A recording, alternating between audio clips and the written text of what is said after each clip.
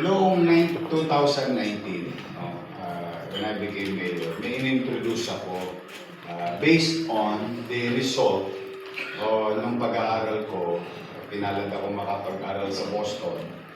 And isa sa mga sinabi ng teacher ko doon sa klase namin, you cannot solve corruption.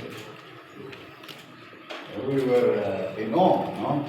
Pero yung pala may quit yun. Sabi niya, the only way for corruption to die is to limit human discretion in government transaction. That was 2012. So when I became mayor, applying the teaching of my professor, we came up with an idea of limiting human intervention or interaction in government transaction. We started with business. So that's why nabuhay yung Go Manila, where people can pay now online without meeting anybody in as much as we can. In fact, binoto yun ng ARTA. Nung nagsimula yung ARTA, tuwan-tuwa sila sa Business One-Stop Shop namin. At saka na-nominate yun sa buong mundo.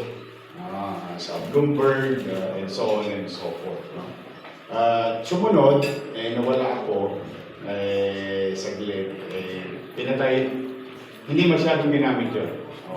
When I came back this time around, binuhay namin ulit.